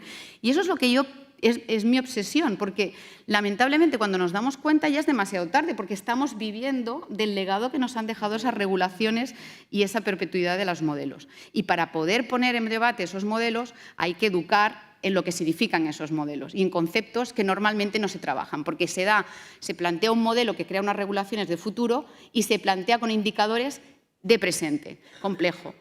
Y finalmente nunca se habla de objetivos, es decir, se habla de indicadores. Por ejemplo, todos hablamos del espacio público, pero no sé si un indicador es un objetivo, en el sentido de hay un plan que marque que en 10 años una ciudad va a tener un 30% de espacio público en aquel momento. O sea, el indicador es el objetivo. Es difícil introducir objetivos, pero te da mucha más flexibilidad si tú introduces un objetivo, porque después puedes ser más flexible en cómo te aproximas a ese objetivo final. El porcentaje de tu ciudad que sea un 30%, que no es una receta, pero sabes que quieres incrementar el espacio público, porque en principio los indicadores de espacio público van asociados a bienestar, a capacidad comunicativa, a capacidad de interacción, a sociabilidad, a proximidad, a peatonalización, a miles de cosas que puedes hacer, esa ciudad próxima, los 15 minutos, los 30 minutos. Eso es importante para poder ¿no? tomar decisiones, pero ese objetivo no es tan fácil de introducir en esos planes de ordenación. Y es más, los indicadores, claro, un indicador, si ha ascendido el uso del transporte público, pues a lo mejor sí, es un indicador de éxito, pero ¿y en 10 años? ¿El objetivo que te habías marcado lo has conseguido o no lo has conseguido? Y solamente quería acabar con esa obsesión para aportar al debate. Gracias. Pues muchas gracias. Efectivamente, en eso estamos con la agenda urbana, yo creo, en que eso es más fácil de integrar que un propio plan general que tiene más intereses, más burocracia, más... Y yo creo que ese es el éxito de la agenda urbana, ¿no? que está yendo... Bueno, yo quería rápidamente dar la palabra, tenemos como 10 minutos antes de que entre la marabunta de la despedida del foro y entonces, pues bueno, pues allí Nacho ha levantado la mano, el director general. Yo lo que no sé si el micrófono ese es para que os levantéis ahí en plan, ¿no? Y oye, ¿dónde está? ¿Ahí? ¿No? ¿O qué? Es que no veo de lejos, no sé si eso es un micrófono, porque me da las gafas en el coche. Entonces, y yo creo que estupendo. Vale, un par de preguntitas. Dime. Bueno, oye, lo primero yo quería felicitaros a los 6 integrantes de la mesa porque habéis conseguido una sobreestimulación sensorial en mi cabeza, sinceramente. Felicidades porque me ha parecido completísima. Y no sé si voy a tener suficiente capacidad para ordenar ahora mi reflexión, que quiero que sea muy cortita para que pueda intervenir más gente. Con este último tema de la densidad, yo creo que la clave no es tanto la densidad como la complejidad. La densidad puede ser buena o mala, pero en función de la complejidad el resultado puede ser bueno o malo. Y de hecho yo creo que está vinculado con algo que se ha estado hablando, el tema de la esperanza de vida o de la salud en los entornos urbanos. La experiencia que tenemos con el inventario de vulnerabilidad que desarrollamos en Euskadi, hemos identificado las zonas más vulnerables con 65 indicadores de 6 dimensiones distintas, no lo voy a explicar ahora porque ya me llevaría mucho tiempo, y cruzado con el inventario de esperanza de vida, de vulnerabilidades desde el punto de vista de la esperanza de vida realizado por el Departamento de Salud, nos hemos encontrado con que es casi un calco. Las zonas más vulnerables son las que peor esperanza de vida tienen, casi 10 años. No tiene la correlación que Oriol Nelo vinculaba a las estaciones de metro, según se iba apartando del centro, no sé si era 1 o 2 años de esperanza de vida que se iba perdiendo. No tiene tampoco que ver con el código postal, porque son secciones censales que están distantes aproximadamente 2 kilómetros, con lo cual hay algún otro elemento que incide en esa limitación o en esas condiciones de vulnerabilidad, vinculado además a los aspectos de salud. Y yo creo que si analizamos la complejidad sí que lo identificamos. A menor complejidad, mayor vulnerabilidad también. Con lo cual, ahí ya hay un primer elemento de vínculo entre unos y otros, ¿no? En ese sentido, hay otro elemento también importante que me ha parecido interesantísimo y ilustrativo, el dibujo que habéis presentado. Habéis comentado que también en alguna otra ocasión lo habéis hecho. Yo lo hice también, tanto con el Plan General en Eibar en su momento, como después con las directrices de ordenación del territorio, pero con un ejercicio doble. Con el Plan General fue trabajando con niños y con mayores, cómo es tu barrio y cómo te gustaría que fuera. Porque entonces te dan la imagen de cómo es en este momento el entorno que ellos están viviendo, con lo cual obtienes unas conclusiones maravillosas que coinciden con lo que en las grandes mesas de trabajo y de debate salen, ellos lo dibujan perfectamente, pero también cómo quieren su ciudad, te identifican qué carencias hay en esos entornos. Realmente espectacular. Y además la clavan. O sea, como habéis dicho, es que es perfecto. Hay alguno que siempre se distorsiona. En mi caso fue un chaval, además me avisó, porque lo hicimos a través del área de educación, entonces me avisan, oye, te va a llegar este trabajo de este niño, 6 años, pero no te asustes, luego te explico. Cuando lo veas me llamas y te lo explico. ¿Cómo es tu barrio? Era como una chatarría, una escombrera, una cosa extrañísima. ¿Cómo te gustaría que fuera? Era la Ford Transit, ¿la conocéis? La furgoneta esa, azul, metalizada, maravillosa, perfecta. ¿Qué pasaba? Era un niño gitano que vivía en una furgoneta de estas medio abandonadas, lo que quería una furgoneta nueva, que era su nueva vivienda, su nuevo entorno, ¿no? Es decir, bueno, anécdota. A mí sí que me parece que eso es importante, incluso lo aplicamos en ordenación del territorio, con las directrices de ordenación del territorio, y ahí fue con un trabajo, ¿y tú qué pintas aquí? y era cómo veían el territorio, cómo lo identificaban con sus mayores, y hablaban de sus relaciones con los mayores, con su abuelo, cómo iban al pueblo y demás. Es incorporar también eso que a mí me parece que es fundamental, ¿no?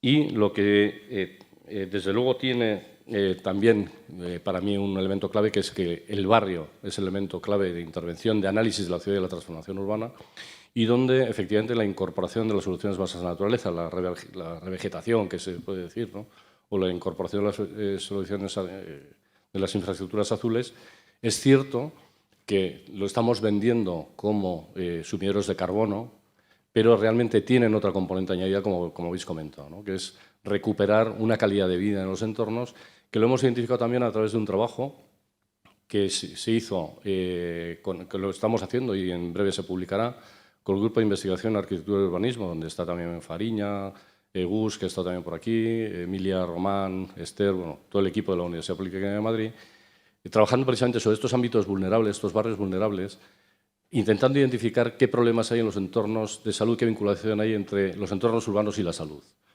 Y además trabajando con la gente del propio barrio y pateando el barrio con esos vecinos, se han identificado cosas que para nosotros arquitectos, que sabemos hacer lo que sabemos hacer, muchas veces se nos escapan, pero de la mano de alguien que está allí viviendo, realmente eres capaz de identificarlo. Es un trabajo que se va a publicar en breve y que vamos a ver si somos capaces de desarrollar algo más con un grupo de trabajo en el que, por suerte, tenemos también a José Antonio incorporado. Muchas gracias. ¿Alguna otra palabra? Y ya después, si queréis, tomáis los que queráis de la mesa la contestación. Os he dicho que me he dejado la gafa de ver en el coche, pero vamos, no veo yo ninguna mano, ¿no? Si no me gritáis. Ah, perdón. Ahí.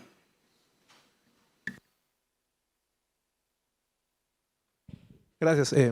Igual la felicitación a la magistral clase que tenemos de diferentes visiones de cómo hacer una ciudad. Y ya por último, también una anotación.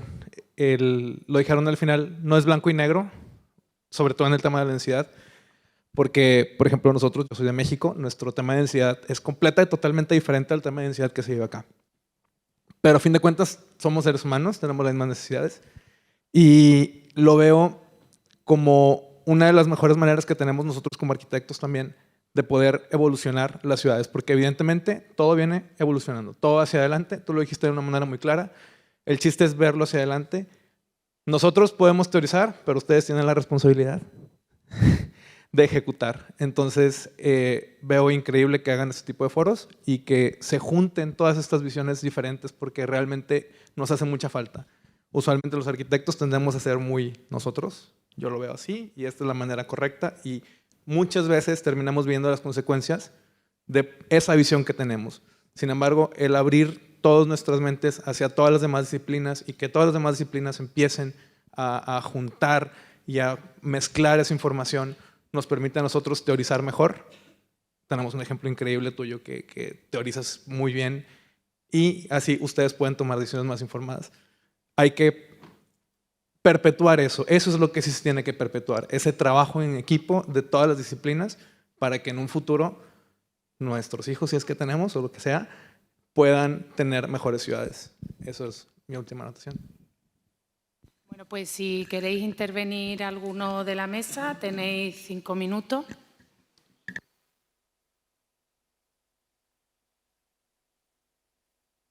Si no, para cerrar la mesa os pido un titular, ¿eh? Eso, sin haberlo planeado. Sencillamente iba a decir que, dicho todo esto y toda la pasión y tal, pero que efectivamente yo creo que lo más importante es que se debata. Y se debata desde diferentes perspectivas. Y no se polaricen ni se politicen posiciones ni principios urbanísticos. Esto sería lo ideal, ¿no?, para poder avanzar conjuntamente.